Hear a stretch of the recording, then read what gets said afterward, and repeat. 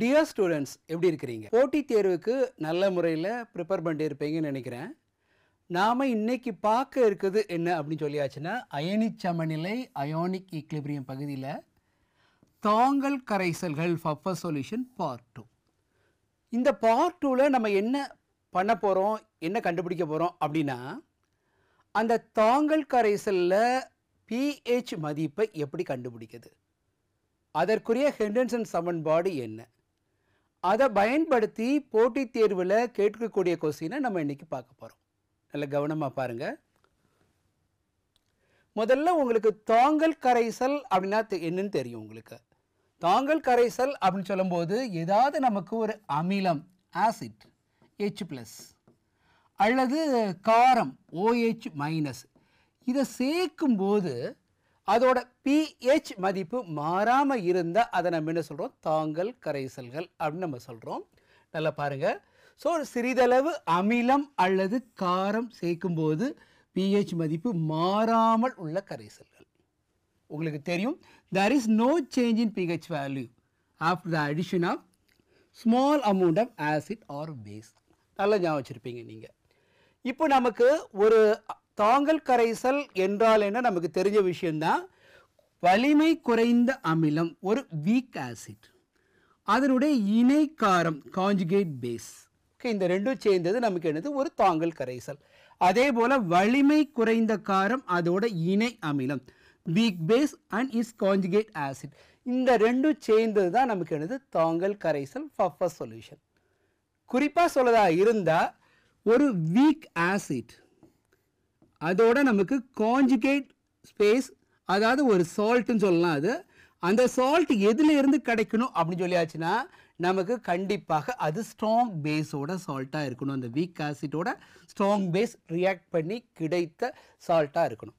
அதே போல் நமக்கு week base, okay, அதோட சால்ட், இந்த சால்ட் எப்படி கிடைக்கணும் அப்படின்னு சொல்லியாச்சுன்னா ஆசிட் அது ரியாக்ட் பண்ணி கிடைக்கதான் இருக்கணும். மறந்துடக்கூடாது, வெரி இம்பார்ட்டன்ட் பாயிண்ட்ஸ். நெக்ஸ்ட் பாருங்க, நமக்கு தாங்கல் செயல்முறை. இந்த தாங்கல் செயல்முறைனா ஒரு அமில தாங்கல் கரைசலை எடுத்திருக்கிறேன். அதில் பார்த்தா அசிட்டிக் அமிலம் சோடியம் அசிட்டேட் இருக்குது. சரியா? இதில் நமக்கு ஒரு அமிலம் சேர்க்கும் போது, அமிலம்னா நம்ம என்ன சேர்ப்போம், H+ சேர்ப்போம். ஸோ ஆசிட்னா நம்ம என்ன சேர்ப்போம், H+ சேர்ப்போம். இந்த H+ சேர்க்கும் போது நல்லா பாருங்க, அந்த CH3COO- ப்ளஸ் H+ இந்த ரெண்டும் ரியாக்ட் பண்ணி நமக்கு என்ன கிடைக்கும் அப்படின்னு சொல்லியாச்சுன்னா CH3COOH. ஒரு 10 மாலிகுல் நமக்கு அமிலம் சேர்க்கும்போது, ஒரு 10 H+ சேர்க்கும்போது அது 10 அசிட்டேட் அயனியோட ரியாக்ட் பண்ணி நமக்கு என்ன கொடுக்கும், நமக்கு அசிட்டிக் அமிலத்தை கொடுக்குது. அப்படி கொடுக்கறதுனால இதோட H+ஓட செறிவு மாறாது. ஸோ H+ஓட செறிவு மாற்றம் இல்லை, H+ஓட செறிவு மாறாது. அப்படி H+ஓட செறிவு மாறாது அப்படின்னா அந்த கரைசலோட pH வேல்யூ நமக்கு எப்படி இருக்கும், மாறாமல் இருக்கும், கான்ஸ்டண்ட்டாக மெயின்டைன் ஆகும். ஞாபகம் வச்சுக்கலாம்ல. இப்போ காரம்னா நமக்கு என்னது, OH-. இப்படி நமக்கு இந்த தாங்கல் கரைசலில் நீங்கள் OH- சேர்க்கும்போது அது என்ன பண்ணும் அப்படின்னு சொல்லியாச்சுன்னா, இந்த பாருங்க, CH3COOH அசிட்டிக் அமிலம் ப்ளஸ் இந்த OH- ரியாக்ட் பண்ணும்போது பாருங்க நமக்கு CH3COO- ப்ளஸ் என்ன கொடுக்கும், H2O கொடுக்கும். ஸோ உங்களுக்கு ஒரு 10 மாலிகுல் காரம் ஒரு பேஸ் ஆட் பண்ணும்போது 10 OH- ஆட் பண்ணும்போது அந்த 10 OH இந்த 10 அசிட்டிக் ஆசிடோட ரியாக்ட் பண்ணி வாட்டராக மாறிடுது. ஸோ உங்களுக்கு OH- செறிவு மாறாது. அதோட செறிவு மாறலை அப்படின்னு சொல்லியாச்சுன்னா உங்களுக்கு எது மாறாது, POH மாறாது. POH மாறலைன்னா எது மாறாது, நமக்கு pH மாறாது. நல்லா ஞாபகம் வச்சுக்கணும். இதான் நமக்கு தாங்கல் செயல்முறை பஃபர் ஆக்ஷன். ஒரு அசிட்டிக் பஃபருக்கு நான் எக்ஸ்பிளைன் பண்ணியிருக்கிறேன். நெக்ஸ்ட் பாருங்க, நம்ம சொல்லக்கூடிய விஷயம், இந்த தாங்கல் கரைசலுக்கு எப்படி pH வேல்யூ அல்லது pOH கண்டுபிடிக்கிறது. அதுக்கு நான் என்ன எடுத்திருக்கேன் பாருங்க, ஒரு அமில தாங்கல் கரைசல். ஒரு அமில தாங்கல் கரைசல் அப்படின்னா நமக்கு எடுக்கக்கூடியது அசிட்டிக் ஆசிட், அதனுடைய உப்பு என்ன, நமக்கு CH3COONA சோடியம் அசிட்டேட் எடுக்கிறோம். கரெக்டா? இப்போ இந்த கரைசலோட அமில தாங்கல் கரைசலோட H3O plus ஓட கான்சன்ட்ரேஷன் வேணும் அப்படின்னா பாருங்களேன், H3O plus ஓட கான்சன்ட்ரேஷன் ஈக்குவல் டு Ka. நமக்கு அந்த அமிலத்தோட செறிவு அட் ஈக்லிபிரியம். அதே போல அதனுடைய இணை காரம் சொல்கிறோம்ல, அதோட செறிவு அட் ஈக்லிபிரியம். இந்த இடத்துல நீங்கள் ஒரு விஷயம் ரீகால் பண்ணி ஆகணும். அது என்ன அப்படின்னா உங்களுக்கு பொது அயனி விளைவு.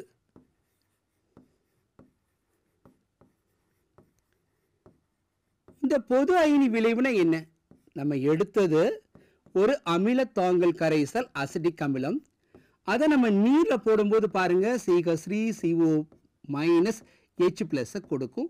இங்கே ஈக்லிபிரியம், ஏன்னா அது வலிமை குறைந்த மின்பகுளி. அதே சமயம் பாருங்க நமக்கு CH3COONA சோடியம் அசிட்டேட், இது வலிமை மிக்க மின்பகுளி, ஸ்ட்ராங் எலக்ட்ரோலைட். அதனால நான் என்ன போட்டிருக்கேன், கியூஸ் அசிட்டேட் ப்ளஸ் Na+.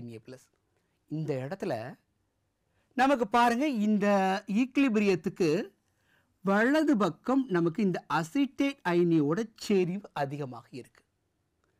இங்க ஒரு லீ சாட்லியர் தத்துவம், லீ சாட்லியர் பிரின்சிபலை நம்ம அப்ளை பண்ணும்போது நல்லா பாருங்க இந்த ஈக்லிபிரியம் நமக்கு லெஃப்ட் ஹேண்ட் சைடு ஷிஃப்ட் ஆயிடும். நம்ம எடுத்தது ஒரு 100 அசிட்டிக் அமிலம், அது வலிமை குறைந்த அமிலமாக இருக்கிறதுனால வீக் ஆசிடாக இருக்குல்ல, நமக்கு ஒரு 5 மட்டும் தான் டிசோசியேட் ஆகிருக்குது. ஆனால் அந்த due to the common ion effect CH3CO minus அதிகமாக இருக்கிறதுனால நமக்கு அதோட பிரிகை வீதம் மேலும் குறைஞ்சிடும். ஸோ ஒன்றே ஒன்று மட்டும் பெரியதுன்னு வச்சுக்கலாம். ஸோ நமக்கு முதல்ல எடுத்தது அசிட்டிக் அமிலம் 100, இப்போ ஒன்றே ஒன்று பிரிஞ்சிருக்கு. ஸோ நமக்கு கிடைத்த அந்த அசிட்டேட்டோட செறிவு 101 இருக்கும். அசிட்டிக் அமிலத்தோட செறிவு 100ல் 1 பெருகி அடைஞ்சிச்சு. ஸோ 99 இருக்கும். ஸோ நமக்கு இந்த ஈக்குவேஷனில் இருக்கக்கூடிய அந்த அமிலம் ஈக்லிபிரியம் அப்படின்னு சொல்லக்கூடியதை அந்த அமிலத்தோட தொடக்க செறிவாக போட்டுக்கலாம். அதே சமயம் இந்த காரம் இருக்குல்ல, அதுக்கு பிறகு என்ன போட்டுக்கலாம், அந்த உப்போட தொடக்க செறிவாக போட்டுக்கலாம். ஸோ உங்களுக்கு அந்த ஈக்குவேஷன் எதா மாறும் அப்படின்னு பாருங்க. H3O plus ஓட கான்சன்ட்ரேஷன், H3O plus ஓட கான்சன்ட்ரேஷன் இன்ட்டு Ka, மேலே என்ன போடுவோம், அமிலத்தோட தொடக்க செறிவு, நான் அமிலத்தோட செறிவு அப்படின்னு போட்டுக்கிறேன், டிவைடட் பை நான் என்ன போடுறேன், உப்போட தொடக்க செறிவு அப்படின்னு போட்டுக்கிறேன், சால்ட்டோட தொடக்க செறிவு. இப்போ இந்த ஈக்குவேஷனை நான் 2 பக்கம் என்ன பண்ணுறேன், லாக் எடுக்கிறேன். அப்படி எடுக்கும்போது பாருங்கள் எனக்கு கிடைக்கக்கூடியது லாக் H3O plus ஓட concentration equal to log Ka plus lock என்ன ஒரு மேலே அமிலத்தோட செறிவு, கீழே என்ன இருக்கும் நமக்கு உப்போட செறிவு. கரெக்டா? இப்போ இந்த ஈக்குவேஷனை நான் சைனை சேஞ்ச் பண்ணுறேன், -1 கொண்டு பெருக்கிறேன். அப்படி பெருக்கும்போது பாருங்க எனக்கு கிடைக்கக்கூடியது லாக் H3O plus ஓட செறிவு மைனஸ் லாக் Ka ஓட செறிவு மைனஸ் மேலே என்ன இருக்குது ஆசிட். ஓகே, ஸோ அமிலம், கீழே என்ன இருக்கும் நமக்கு சால்ட். ஸோ நமக்கு உப்போட செறிவு கீழே. இப்போ உங்களுக்கு தெரியும் minus negative logarithm H3O plus ஓட செறிவு அப்படின்னு சொல்லியாச்சுன்னா அது pH. கரெக்டா? இதோட value negative logarithm of Ka ஓட அப்படின்னு சொல்லியாச்சுன்னா நமக்கு அது என்னது pKa. இங்கே என்ன இருக்கும் பாருங்க, மைனஸ் அதை ப்ளஸ்ஸாக மாற்றணும்னா லாகு கீழே உள்ள உப்போட செறிவு மேலே போயிடுது, மேலே இருக்கக்கூடிய அமிலத்தோட செறிவு கீழே வந்துடுது. கரெக்டாக? So pH equal to pKa plus log உப்போட கான்சன்ட்ரேஷன் டிவைடட் பை நமக்கு என்னது ஆசிட்டோட கான்சன்ட்ரேஷன். வெரி இம்பார்ட்டன்ட், இதை யூஸ் பண்ணி நிறைய கொஸ்டின்ஸ் கேட்டிருக்காங்க. இதே இது நான் எடுக்கக்கூடியது காரத்தாங்கல் கரைசலாக இருந்துச்சுன்னா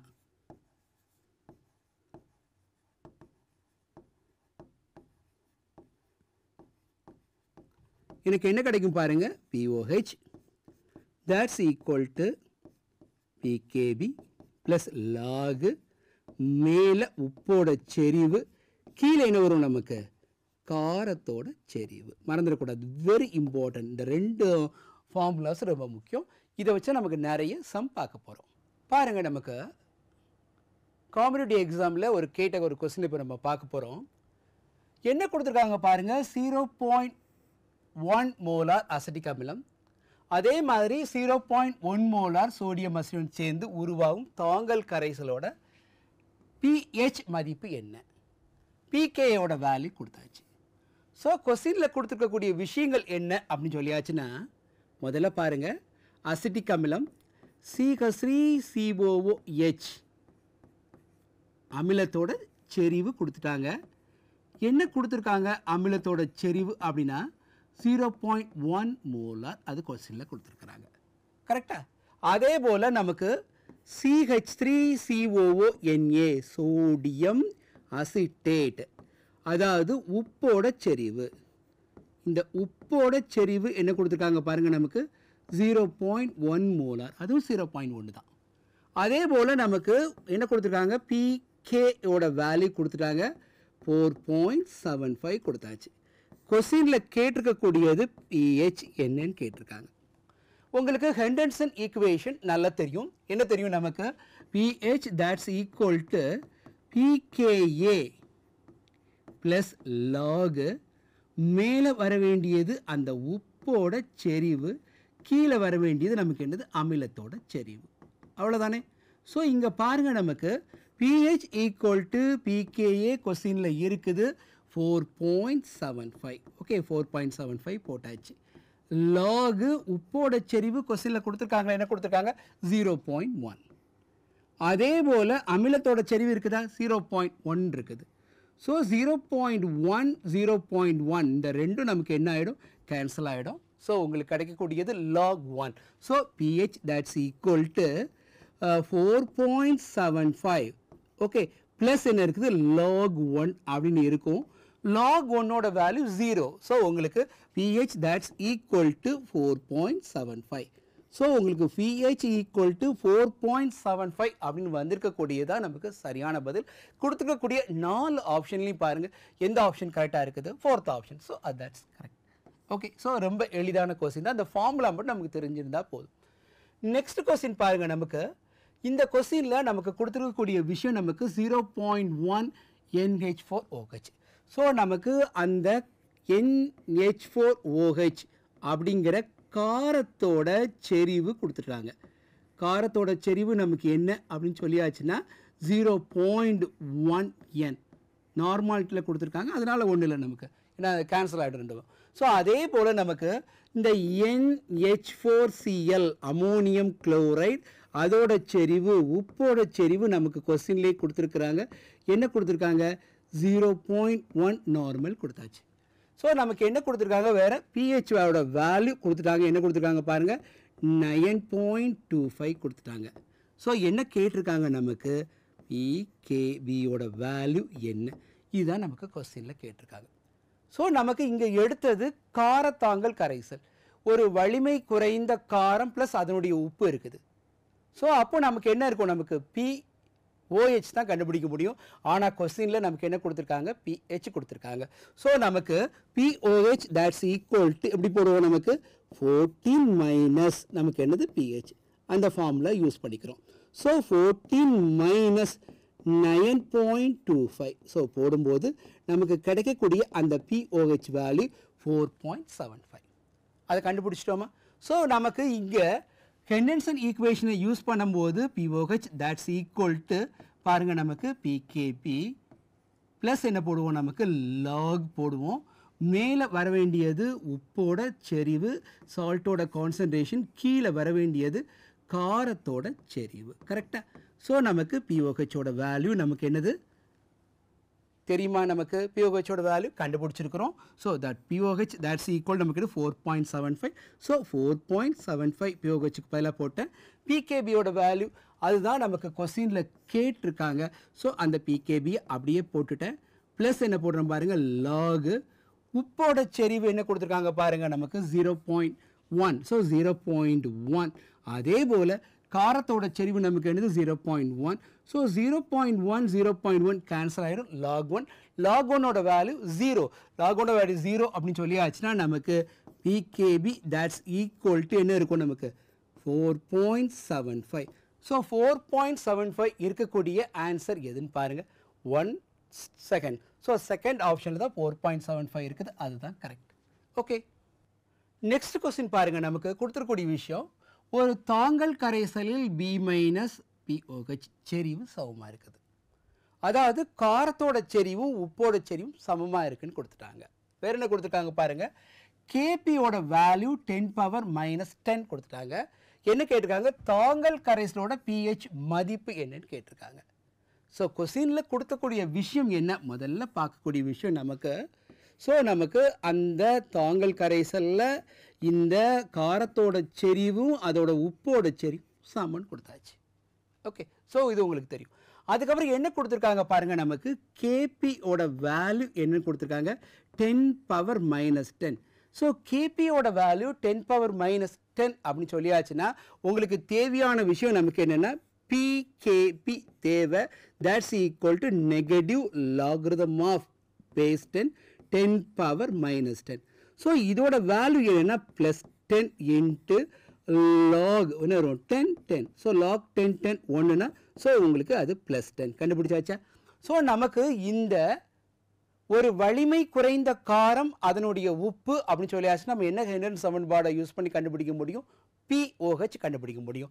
ஸோ உங்களுக்கு பாருங்க POH that's equal to என்ன வரும் நமக்கு PKB ப்ளஸ் என்ன இருக்கும் log உப்போட செறிவு டிவைடட் பை நமக்கு என்ன இருக்கும் காரத்தோட செறிவு.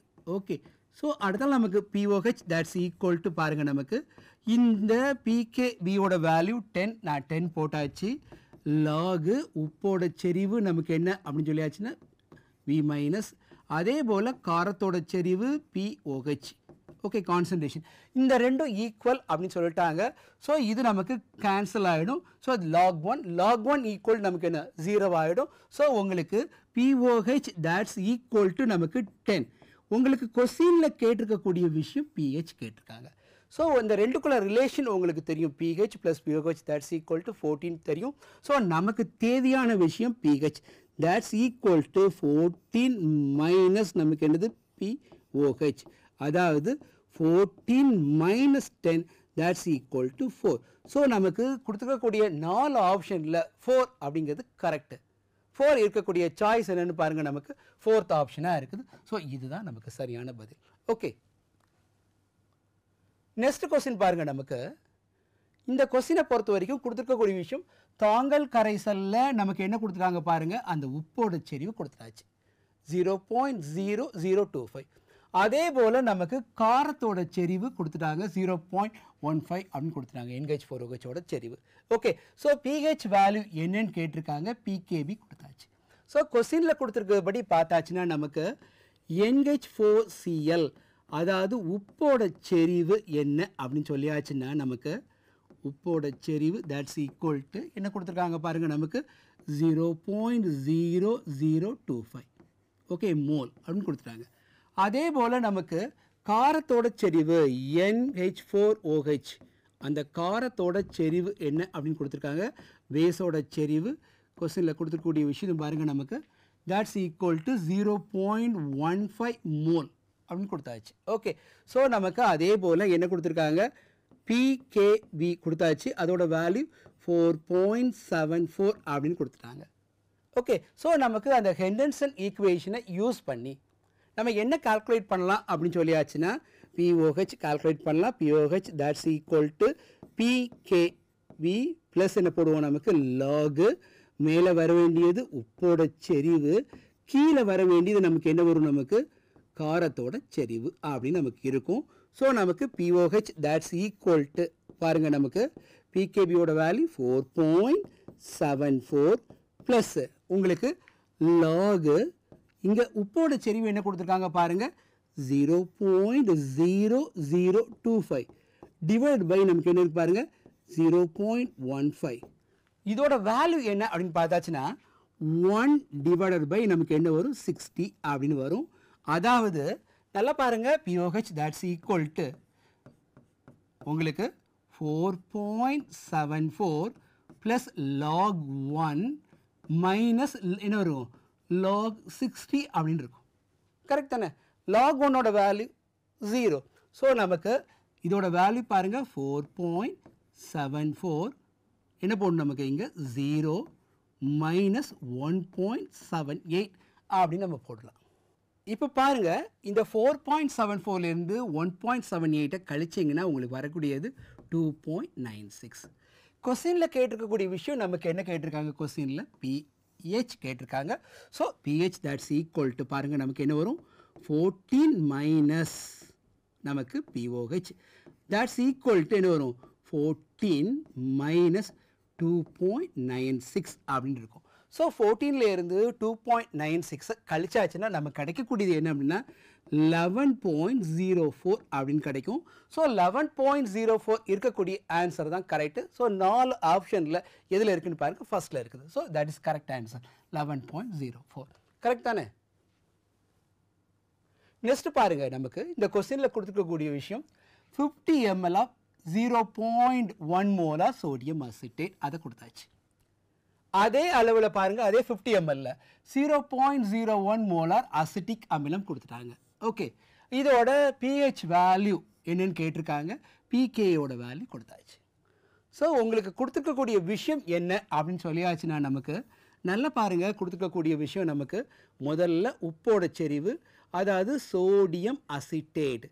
இந்த சோடியம் அசிட்டேட்டோட செறிவு அப்படின்னா என்ன கொடுத்துருக்காங்க பாருங்கள், நமக்கு 0.1 மோலார் டிவைட் பை 50 ml கரெக்டாக கொடுத்துருக்காங்க. அதே போல் நமக்கு வேறு என்ன கொடுத்துருக்காங்க பாருங்கள், நமக்கு அசிட்டிக் அமிலம் CH3COOH அதோட செறிவு என்னன்னு பாருங்கள் 0.01 மோலார். அதே அளவுன்னு கொடுத்ததுனால 50 ml போட்டுக்கிட்டேன். கரெக்டாக. நெக்ஸ்ட் என்ன கொடுத்துருக்காங்க பாருங்கள், நமக்கு pKaயோட வேல்யூ கொடுத்தாச்சு 4.57 கொடுத்துட்டாங்க. வேறு என்ன கொஸ்டினில் கேட்டிருக்காங்க, pH கேட்டிருக்காங்க. நம்ம யூஸ் பண்ண வேண்டியது என்ன அப்படின்னா ஹெண்டர்சன் ஈக்குவேஷனை யூஸ் பண்ணணும். ஹெண்டர்சன் ஈக்குவேஷன் உங்களுக்கு தெரியும், pH equal to pKa plus என்ன போடுவீங்க லாகு மேலே வர வேண்டியது அந்த உப்போட செறிவு, சோடியம் அசிட்டோட செறிவு கீழே வர வேண்டியது அந்த வலிமை குறைந்த அமிலம் அசிட்டிக் அமிலத்தோட செறிவு. கரெக்டாக. ஸோ pKயோட வேல்யூ பார்த்தாச்சுன்னா நமக்கு 4.57. ஓகே, ப்ளஸ் என்ன போடுவோம் லாக் உப்போட செறிவு பாருங்கள் நமக்கு என்ன இருக்குது 0.1. So 0.1 molar divide by 50. அதே போல் நமக்கு அமிலத்தோட செறிவு என்ன இருக்குன்னு பாருங்கள் 0.01 டிவைட் பை 50. கரெக்டாக. இந்த 50 நமக்கு என்ன ஆகிடும், கேன்சல் ஆகிடும் முதல்ல. ஸோ உங்களுக்கு கிடைக்கக்கூடியது 4.57 லாக். இந்த 0.1 அப்படிங்கிறத 10 பவர் மைனஸ் 1 அப்படின்னு போடலாமா? கீழே உள்ள என்ன போடுவேன் 10 பவர் மைனஸ் 2. 10 பவர் மைனஸ் 2 மேலே போனால் அது ப்ளஸ் 2. ஏற்கனவே அங்கே 10 பவர் மைனஸ் 1 இருக்குது.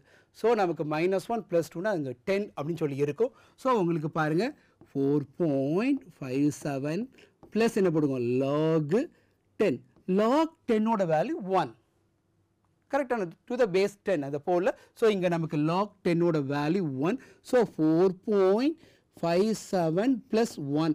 ஸோ உங்களுக்கு வர வேண்டிய ஆன்சர் 5.57. ஸோ கொடுத்துக்கக்கூடிய 4 ஆப்ஷன்லேயே எது 5.57 இருக்குதோ அதுதான் கரெக்ட். ஸோ இங்கே இருக்குது 4th ஆப்ஷனில் இருக்குது. So that's correct. கரெக்டாக.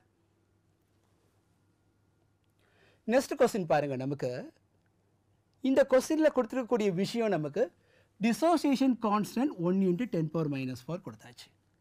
ஓகே, ஸோ அந்த ஃபர்ஸ்ட் சொல்யூஷனோட pH வேல்யூ 5 கொடுத்துட்டாங்க. ஸோ அப்புறம் வேறு என்ன கேட்டிருக்காங்க, நமக்கு salt concentration divide by acid கான்சன்ட்ரேஷனோட ரேஷியோ என்ன, இதுதான் கொஸ்டினில் கொடுத்துருக்காங்க. ஸோ கொஸ்டினில் முதல்ல கொடுத்துருக்கக்கூடிய விஷயம் என்ன அப்படின்னா நமக்கு KAவோட வேல்யூ கொடுத்தாச்சு, அது 1 × 10⁻⁴.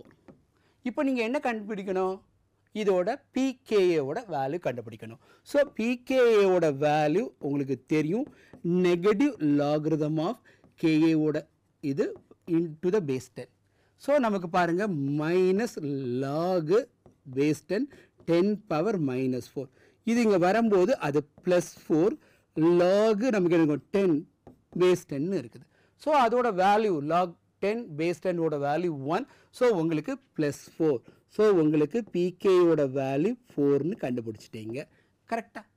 இப்போ நமக்கு தெரியும், என்ன தெரியும், ஹெண்டன்சன் ஈக்குவேஷன் படி pH that's equal to pKa plus என்ன போடுவீங்க log சால்ட்டோட கான்சன்ட்ரேஷன் மேலே உப்போட கான்சன்ட்ரேஷன் டிவைட் பை அந்த ஆசிட்டோட கான்சன்ட்ரேஷன் கீழே.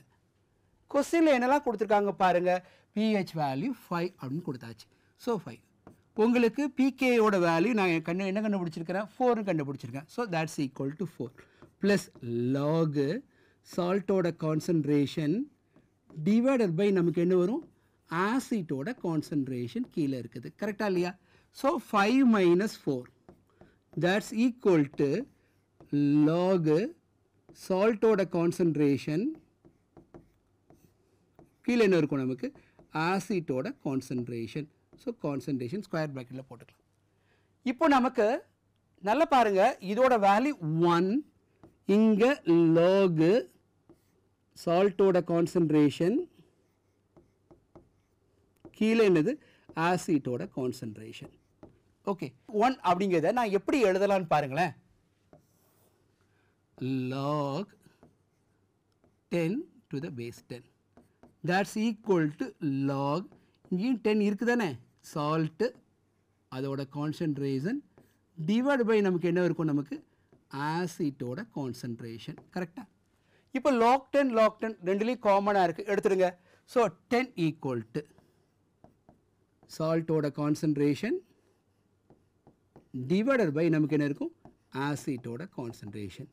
ஸோ இங்கே கீழே 1 இருக்குது. கரெக்ட் தானே? அப்போ சால்ட்டோட கான்சன்ட்ரேஷன் டிவைட் பை ஆசிட்டோட concentration that's equal to what 10:1. Correct தானே? ரொம்ப எளிதாக கண்டுபிடிச்சலாம் இந்த சம்மை பொறுத்த வரைக்கும். ஒரு ஈஸியான சம் தான் இது. நெக்ஸ்ட் பாருங்கள், இந்த கொஸ்டினை பொறுத்த வரைக்கும் என்னெல்லாம் கொடுத்துருக்காங்க பாருங்கள். ஒரு buffer solution prepared in which the concentration of NH3. So NH3யோட கான்சன்ட்ரேஷன் அதாவது பேஸோட கான்சன்ட்ரேஷன் 0.3 மோலார் கொடுத்தாச்சு.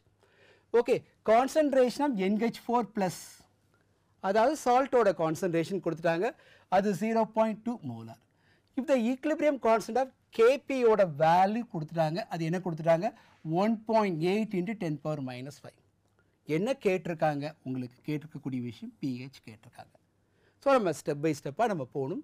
முதல்ல என்ன கொடுத்துருக்காங்க அப்படின்னு பாருங்களேன். கொஸ்டினை பொறுத்த வரைக்கும் நமக்கு NH3யோட கான்சன்ட்ரேஷன் கொஸ்டினில் கொடுத்துட்டாங்க. என்ன கொடுத்துருக்குறாங்க? இதுதான் பேஸ், அதோட கான்சன்ட்ரேஷன் 0.3 மோலார் கொடுத்தாச்சு. அதே போல் நமக்கு NH4 ப்ளஸ் அது கொடுத்துட்டாங்க, அதோட வேல்யூ 0.2 மோலார் கொடுத்தாச்சு. கரெக்டாக? இப்போ நமக்கு கொஸ்டினில் KV கொடுத்துட்டாங்க 1.8 × 10⁻⁵ கொடுத்தாச்சு. இப்போது 1.8 × 10⁻⁵ KP அப்படின்னு சொல்லியாச்சுன்னா PKB எப்படி கண்டுபிடிப்பீங்க? Negative logarithm of KP to the base 10. So negative logarithm 10 போட்டோம், இங்கே 1.8 × 10⁻⁵ அல்லது 5 - log 10 1.8. இதோட வேல்யூ உங்களுக்கு தெரியும் 4.74 போட்டு பார்த்தா அப்படி கிடச்சிடும் 4.74. ஸோ நமக்கு கொடுத்துருக்கக்கூடிய கேபி வேல்யூவை வச்சு பிகேபி கண்டுபிடிச்சிட்டோம். கரெக்டாக? இப்போ நமக்கு என்ன கண்டுபிடிக்கலாம்? இது எடுத்துருக்கக்கூடியது உங்களுக்கு பேசிக் ஃபஃபர் சொல்யூஷன், காரத்தாங்கல் கரைசல். இந்த காரத்தாங்கல் கரைசல்னா ஹெண்டர்சன் சமன்பாடை பயன்படுத்தும் போது என்ன கால்குலேட் பண்ணுவீங்க? நமக்கு POH கால்குலேட் பண்ணுவீங்க. So POH that's equal to PKB plus என்ன இருக்கும் log மேலே வர வேண்டியது சால்ட்டோட கான்சன்ட்ரேஷன், கீழே வர வேண்டியது நமக்கு என்னது நமக்கு பேஸோட கான்சன்ட்ரேஷன். ஏன்னா இது நமக்கு basic buffer solution. So POH value நமக்கு தெரியாது, அதான் நம்ம கால்குலேட் பண்ண போகிறோம் முதல்ல. So POH that's equal to 4.74 ப்ளஸ் என்ன போட போகிறீங்க? நமக்கு log சால்ட்டோட கான்சன்ட்ரேஷன் கொஸ்டினில் கொடுத்துருக்காங்க பாருங்கள் 0.2. ஸோ 0.2 டிவைட் பை பேஸோட கான்சன்ட்ரேஷன் காரத்தோட செறிவு கொஸ்டின்லே கொடுத்துருக்காங்க பாருங்கள் 0.3 மோலார். ஸோ இங்கே 0.3 அப்படின்னு போட்டேன். ஸோ உங்களுக்கு கிடைக்கக்கூடியது 4.74 ப்ளஸ் லாகு என்ன கிடைக்கும் 2/3 அல்லது 4.74 ப்ளஸ் லாக் 2 மைனஸ் லாக் 3 அப்படின்னு கிடைக்கும்.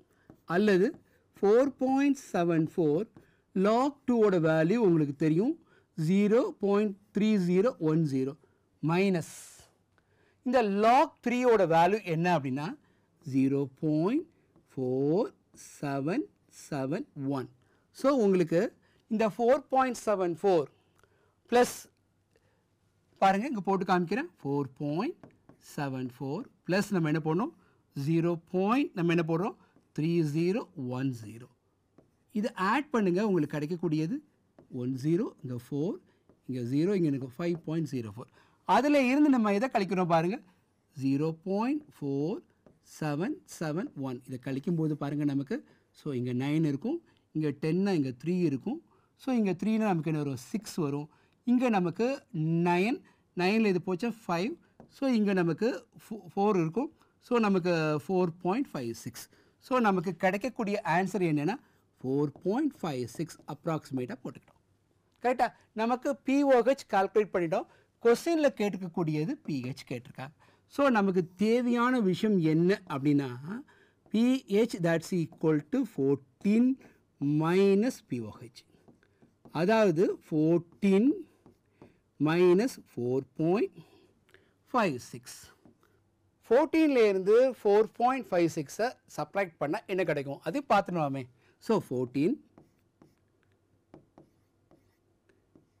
4.56. ஸோ இங்கே 10ல் போகும்போது 4, இங்கே 9னா இங்கே 4 கிடைக்கும். இங்கே நமக்கு 13னா நமக்கு என்ன கிடைக்கும் 9.